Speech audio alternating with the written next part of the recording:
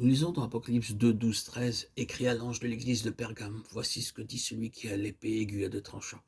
Je sais où tu demeures, je sais que là est le trône de Satan. Tu retiens mon nom, et tu n'as pas renié ma foi, même au jour d'Antipas, mon témoin fidèle, qui a été mis à mort chez vous, là où Satan a sa demeure. Cette expérience parle de la troisième période de l'histoire de l'Église, lorsque l'empereur Constantin devint chrétien.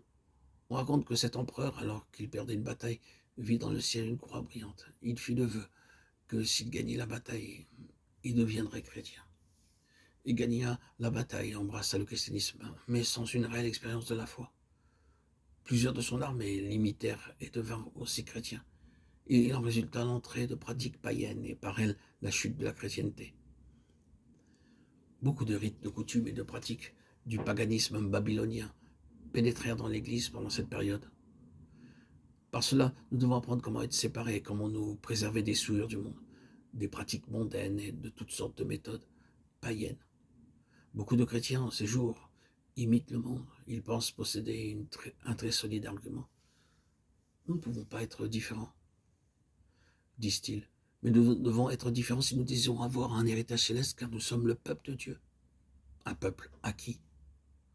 Vous, au contraire, vous êtes une race élue, un sacerdoce royal, une nation sainte, un peuple acquis, un Pierre de Neuf.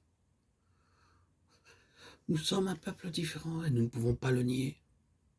Nous vivons dans ce monde, mais nous ne sommes pas de ce monde. Nous sommes un peuple acquis, nous devons vivre une vie de séparation.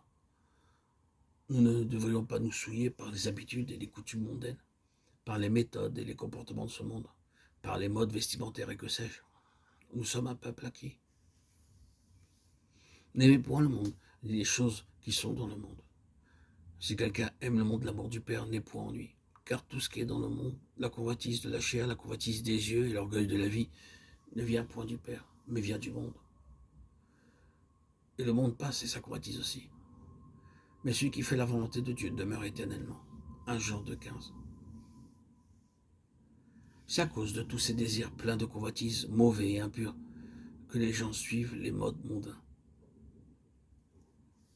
Il n'est pas besoin de nous leurrer nous-mêmes en disant que ceci est à la mode et cela n'est pas à la mode. C'est la convoitise. Et la convoitise seule, ainsi que l'impureté qui sont la cause de ces manières, de ces expressions et de ces événements et vêtements mondains. Ce n'est pas la mode. Les cœurs sont devenus impurs et remplis de mal.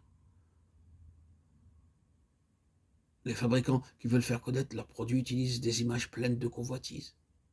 Nous ne pouvons pas éviter de les voir. La musique moderne, les images, les livres modernes, les magazines sont luxurieux. Les habitudes sont pleines de convoitise. Et les vêtements modernes qui habillent à moitié une partie du corps sont honteuses. Ne parlons pas de tout ce qui circule sur les réseaux sociaux, qui attise et éveille les convoitises. Si nous allons après le monde, n'espérons pas être qualifiés pour le royaume de Dieu. Nous serons réduits par les gens mondains, mais grâce soit rendue à Dieu pour la grâce qu'il nous a donnée, de nous conserver sans souillure et de préserver nos vêtements de toute tache du monde, sinon nos pensées seraient souillées.